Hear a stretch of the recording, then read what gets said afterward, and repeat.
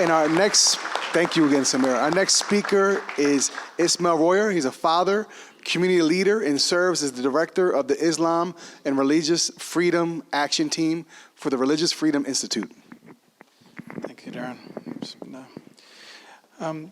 So first I want to say to all of you, thank you so much for coming. I'm really proud of each and every one of you and honored to speak in front of you.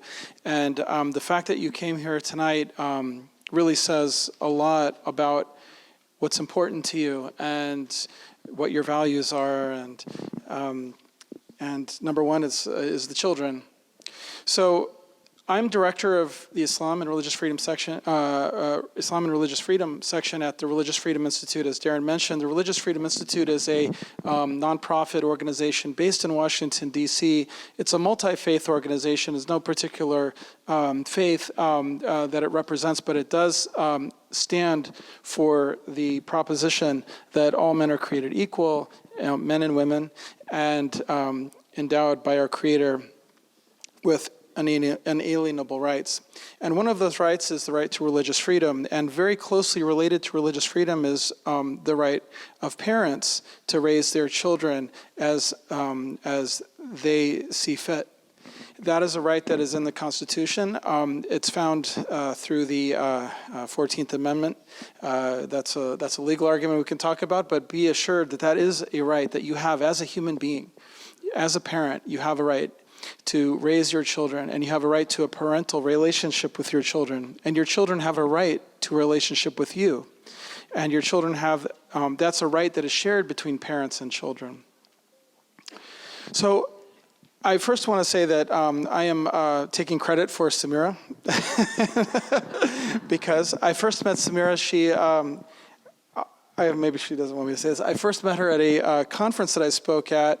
It was a conference of conservative students and conservative college students in Washington, D.C. And I saw a table of Orthodox Jews and one Muslim young woman in hijab sitting with them, and I said, "Oh, that's really cool. Let me go see what's going on here."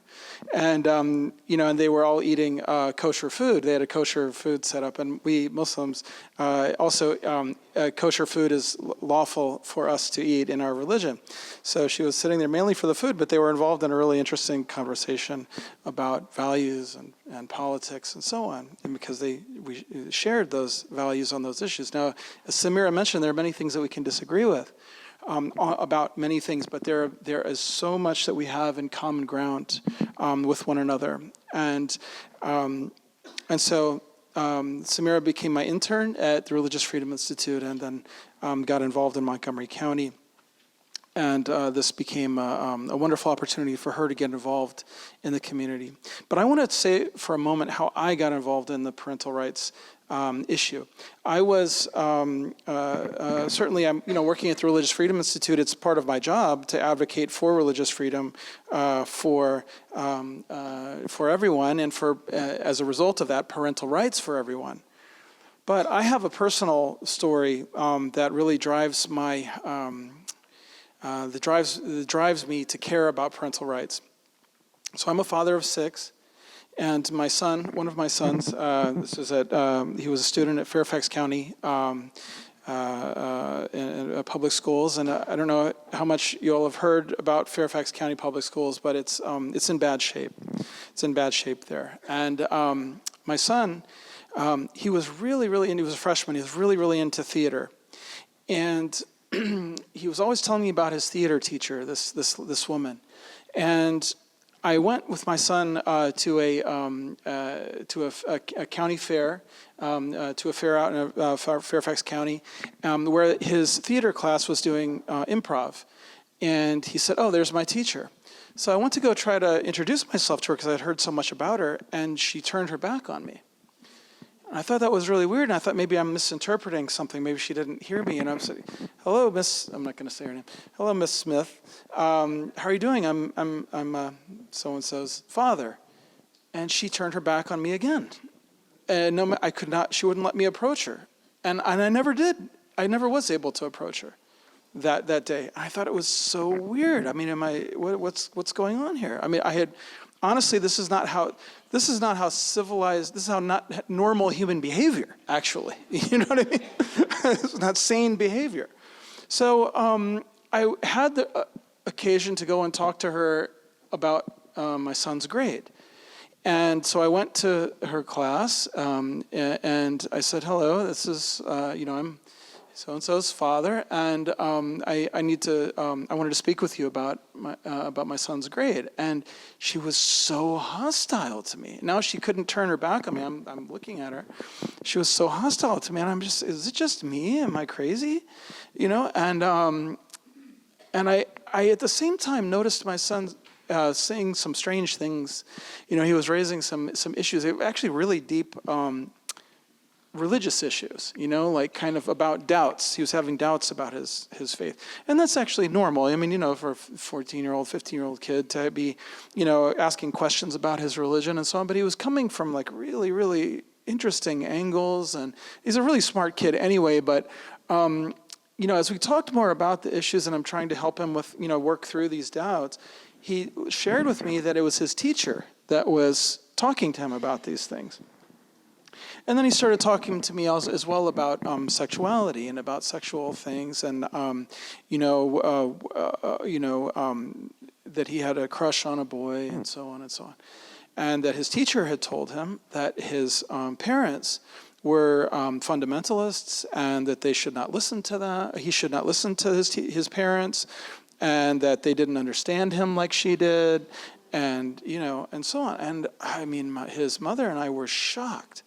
Absolutely shocked, and we demanded. We had a meeting with the teacher and with the assistant principal and the counselor, and we instantly had a meeting, and demanded a meeting. We had the meeting, and the teacher who was present, as I was describing the conversations I'd been having with my son, she burst into tears and had a big, emotional fit and ran out of the room. And then and I was being as professional and as polite as I could, but the school officials acted as if I had said something mean and rude to her, and I swear to God, I was actually the nicest. I mean, I thought I was being, my child's mother thought that I was being too nice. And that's how polite I'm being, and I'm trying to kind of be the good cop, and she's the bad cop, and still, we never were able to get the school to take responsibility for this absolutely inappropriate behavior from the teacher, and my son was so enamored, so into this teacher as his friend. She was very young, by the way. She had probably just very recently graduated from high school, blue hair and all that. And I respect. If someone wants to do what they want to do, great. But there's certain things that are adding up for me. That are and my son has now graduated. This was about 4 years ago, and he and I are still working through some things. But I'll tell you one thing. First of all, this is really important to what Jeff said, that it's our relationship that we had that is allowing us to work through these things. And I keep telling him over and over and over, you are my son, and I love you. It doesn't matter what you think, believe, do. You're always my son, and you can always come to me, even though I disagree. I don't approve of, some of your. I don't agree with some of your, with some of what you think and do and so on. But that does not change anything about. I said I would still die for you. I would still die for you. I would actually consider that an honor, to have died, because we all have to die. If I had to die defending my son from some harm, someone tried to shoot him or hurt him or kill him, and maybe I'm being a little emotional here, and but I mean, honestly, that's how I told him. That's how much I love you. That's what it means to be a parent. And so what I want to, and so when this, situation started happening in Montgomery County, I had to get involved in that. I mean, I really felt what these parents are feeling, because these parents, their children come home one day and they say, hey, we're reading some really weird stuff in class today. It's like, and the parents are horrified, and I knew where they were coming from, And look, here's the thing. It may be that someone actually believes the same things that are being put into those books, that they're making kids read. All right. Well, but that person who, for example, I have a daughter. I have many daughters, but one of my daughters, she actually is also kind of the same views. She believes that people should be able to love who they want and have, and she has some very strange ideas that are not part of our religion. But she still says it's not right for that stuff to be imposed on kids. You know what I mean? Like imagine if a teacher had taken a child and said, okay, your parents are these liberal crazies. What you need to know is that, is that God is to be obeyed, and we have to worship Him. And here's the Bible or the Quran or something like that. It would be a violation of the Establishment Clause, and it would and they would the folks on the left side of the aisle would be up in arms about something like that, right? And rightfully so, because it's not the job in a public school. It's not the job of teachers to indoctrinate children into anything. Public schools have one. There is one legitimate thing that they can teach children, and that is citizenship. That is, when it comes to values, that is to want for others what they want, what we want for ourselves. That is what citizenship boils down to. I want for others what I want for myself, and I should treat others with the respect that is due to them as human beings. That is what citizenship is all about, and to work for the common good. But beyond that, it is not their job to teach children values. It is the job of parents. And so I just want to leave this by saying, really, be aware of what is going on in your child's school, and always kind of think about alternatives to public school. Keep always a plan B. If you see something going a little crazy, do stand and fight and struggle and that. But if you can, and not everyone has alternatives, but if you can, think about Catholic school. Think about different religious schools. Think about private schools. Think about homeschooling, because it's your kid's life. All right. Thank you. And